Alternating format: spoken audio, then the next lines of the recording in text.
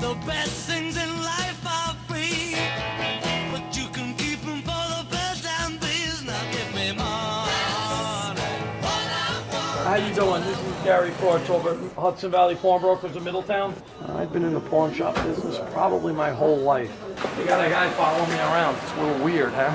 A lot of pawn shops operate from behind bulletproof glass, but we're pretty comfortable here being more one-on-one with the people. We're more of a family type place. My whole family, we all tend to give back to the communities we're in. 10 seconds! I love the guy. He's just, it's about his family. I know that. We kid around, but we get our job done. Actually, we all family here. We may not all look alike. Stay with the family. It's an awesome business. No arguments. We all get along. We have our little spats here and there, but other than that, it's, Guy's a great guy. He's in business. He's in the business to make money, but he's also gives away a lot of his stuff. And what I mean by that, he will take the shirt off his back to help anybody.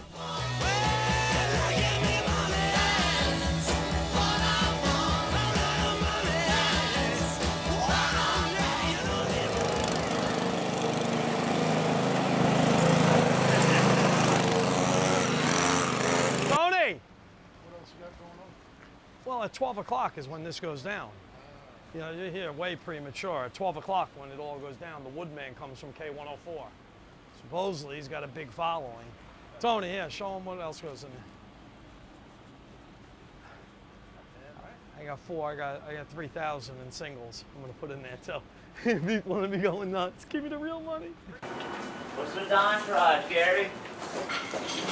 The entourage. Pana! Gary! These are all pawns. Isn't that cool? They always show Detroit pawn. They make it look like he's got 4,000 TVs, which he probably does. Because he's in business for 30 years. I'm in business for 3 years, and I got 100 of them. Yeah, come to the next room.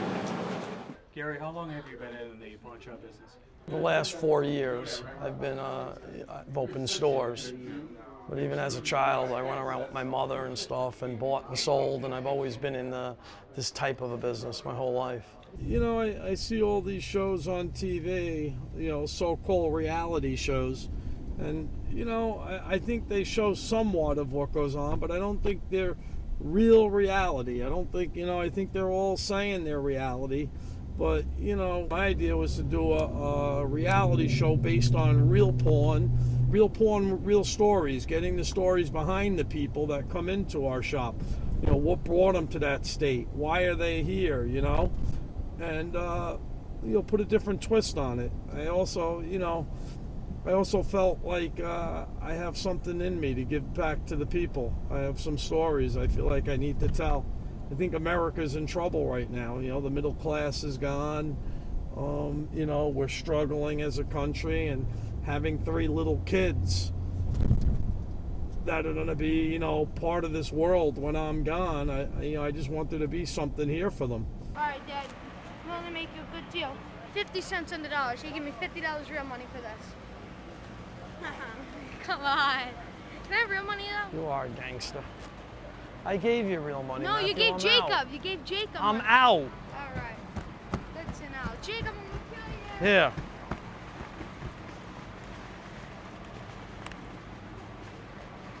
I got so much money, I should start a bank. Let me see the face of that. Let me see the faces. Do me a favor. Do what leaves do. Wait. Come here. Wait. Listen, I might have to take it from him. Let's go. I was approached by Gary and his brother. They knew that I had just retired from the police department. They thought I might want to be interested in doing something like this. They need guys that they can trust. They need guys that they can depend on. And the police department still is a paramilitary organization. And the guys that come out of there are disciplined. And this type of business, it's tempting. You're dealing with a lot of money, a lot of merchandise, and you have to be trusted because you're only as good as your guys. And Gary, he trusts us, and I know he does, and I know he trusts Rob, myself, and all his workers. And he has gotten lucky. As nice as he is, and as good as he is, and that trickles down. Most of my guys are retired cops. I carry a weapon, so I noticed there's no bars on the windows or plate glass here. No, not in our store. A lot of pawn shops do operate that way, but we're pretty comfortable here being more one-on-one with the people. A lot of pawn shops operate from behind bulletproof glass, and I think that has to do with demographics and the perception. But like I said, I think the perception's changing of pawn shops. That's a more family-oriented area. You know, and back in, I guess the last 20 years, pawn shops have been stigmatized as being a dangerous place or places where, unsavory type people went. How often do people bring in items that have been stolen? I'd say maybe 1% of the time, maybe less than that.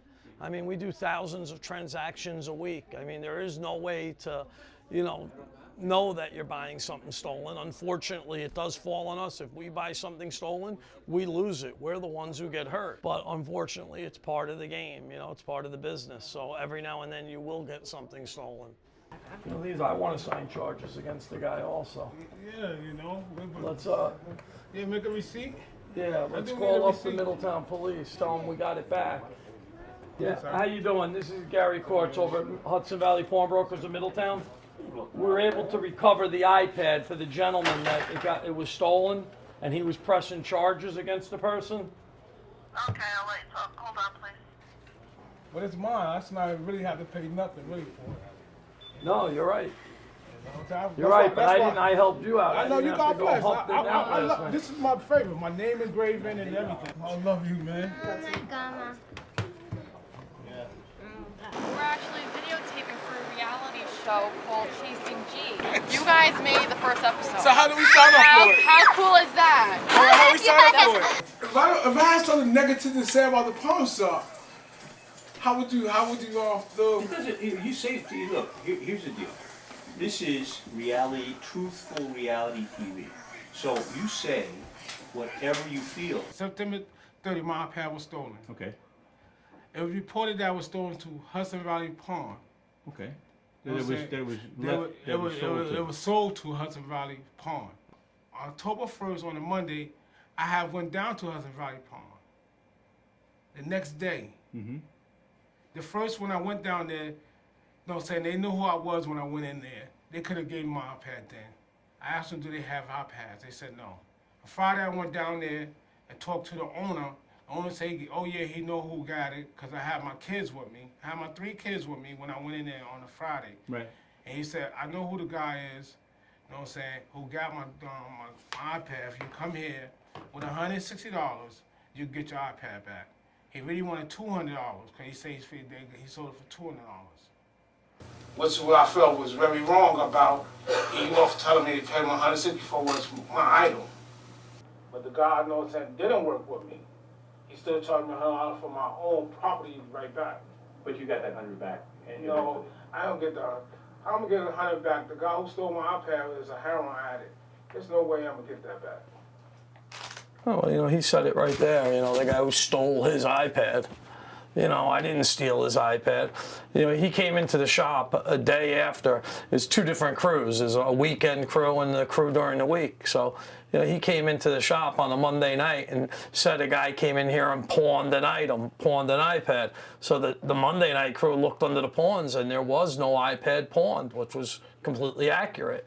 It wasn't pawned. Not till the police came in and contacted us on Wednesday, said, no, you purchased it. Some of what the guy says is true. I mean, obviously the camera crew had nothing to do with it. I was helping this guy out before the camera crews are in there. He's the one who changed all his stories. And, at the end of the day, we got this one customer here who's saying that the pawn shop guy's a bad guy and the police weren't good. Meanwhile, the police did everything they were supposed to do. They came out to the pawn shop. They got all the evidence they needed to arrest the guy. Me as a pawn shop owner went above and beyond what I was supposed to do. And at the end of the day, his daughter got her iPad back. So I think that would be the important thing the guy, would focus on. And you know what? Thank God the guy wasn't a pedophile or a kidnapper or a murderer. He might be at a morgue instead of in a pawn shop trying to, get his property back. You know, some of the stories are a little bit heart-wrenching, you know, but then when you realize that you're helping the person out, it makes a difference, you know. We had a gentleman today selling a ton of silver coins, and it turned out he was selling them because he had cancer and he actually needed money. So, you know, we paid him top dollar for him, got him his cash, and it helped him, you know. And those are coins I think his grandfather had given him or something. So sometimes it does, you know, there is some emotion to it, but we have to keep our emotion out of it. Remember that it is a business, that we're here to help people. Do that, and you know, that's how it works most of the time.